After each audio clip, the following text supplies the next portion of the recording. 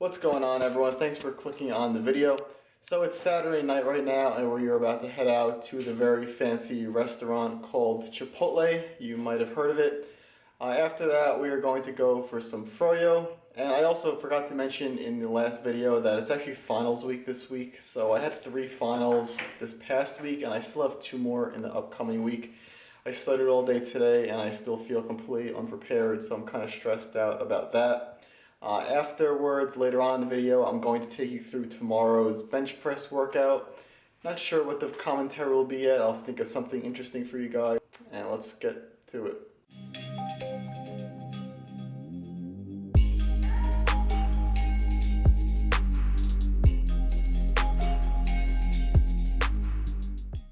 So this is how Paula parks. It's a very unfair thing to be judging the way I park because I never actually park that way, ever. So this is Paula's first video since she officially turned 26. How does she look? 26. I look tired. Someone a couple of videos ago, they left a comment about the roads here, how bad they are, and that if they lived here, they'd have a bad back. I just want to clarify, we just drove over a speed bump, and I think it's more about my arm just going like up and down like that, sorry. I think that's really what it is. The roads aren't really so bad here, but I did see the video and it did look pretty bad.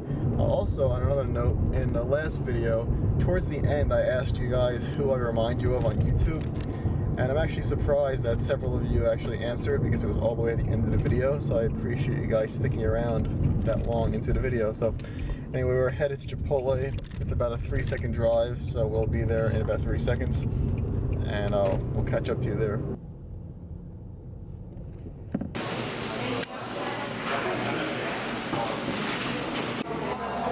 Pro tip, when you get the bowl, you ask for the top so you can shake it up and mix it all together.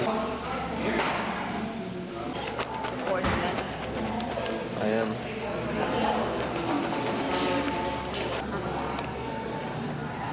Oh wow, right. Night and day difference. No. So what'd you get? A burrito bowl, chicken, guac, rice, lettuce, tomatoes, that's in. Black beans, yeah. And here's my bad boy. So we'll be going to Taco Joe's in a few weeks. So now we thought we'd go back to Chipotle so we can compare it one final time and see which we like better. I think I like Taco Joe's better, honestly, but I'll give Chipotle one more chance to see if that's the case. It's oozing out of the side.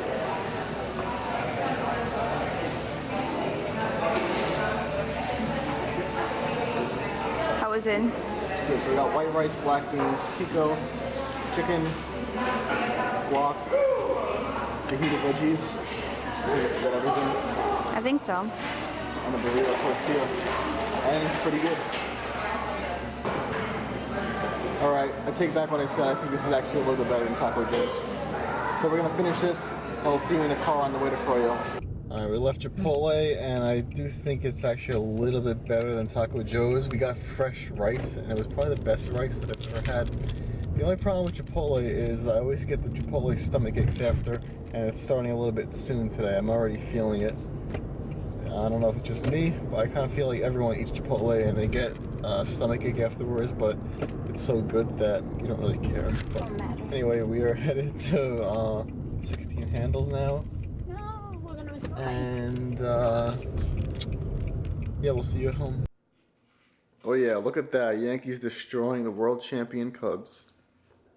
Alright, so this is not froyo. It is birthday cake halo top with cheesecake bites.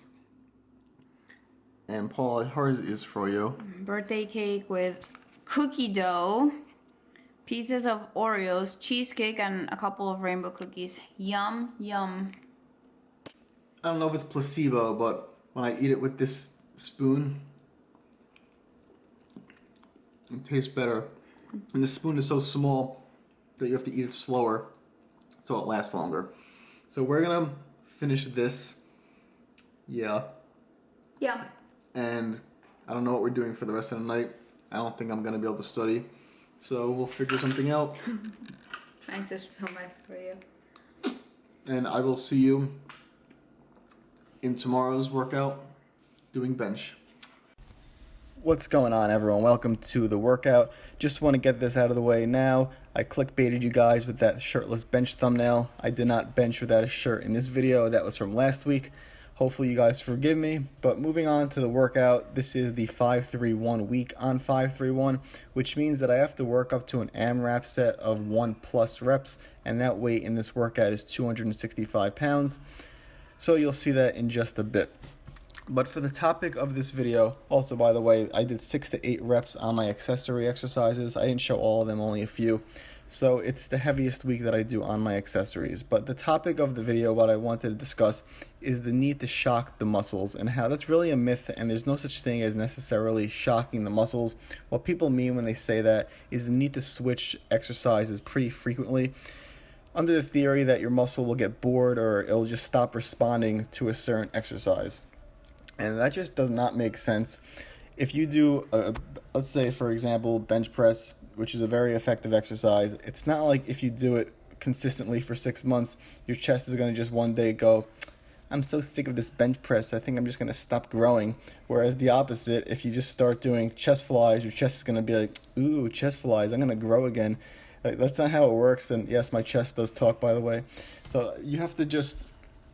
There's no such thing as shocking the muscles. Now here, before I get back to that, I got 5 reps on his AMRAP with 265, and I don't think I've gotten more than 4 on that with that weight for a while. So I was very satisfied with that, and I didn't even have a spot, so that was another bonus.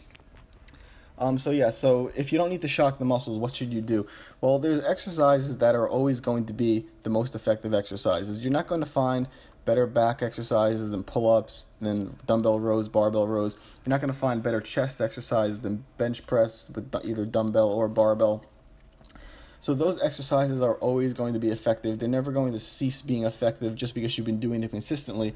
What you need to be looking at is progressing on those exercises over time. So if you're benching 225 pounds today for 5 reps, and 2 months from now you're able to do that weight for 6, 7, 8 reps, you've made progress whether or not you change from one exercise to another.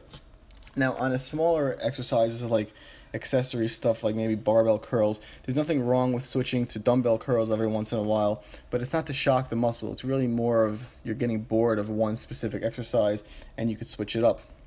And that applies to all exercises. Like you could switch from barbell to dumbbell. They're still both effective, but you're not just switching exercises because you're trying to shock the muscle. You're switching exercises because you're either bored or you just want to change it up just because, it gets stagnant after a while. I do recommend keeping an accessory exercise for at least 2 months to try to progress on it. And then after maybe 2 months, you could kind of switch to something else if you want to switch it up just to change it up a little bit. So no such thing as shocking the muscles. This workout is wrapping up. Well, at least the video is wrapping up. If you guys like the video, do me a favor and hit that thumbs up. Subscribe to the channel if you have not already. Thanks for watching, guys, and I'll see you in the next video.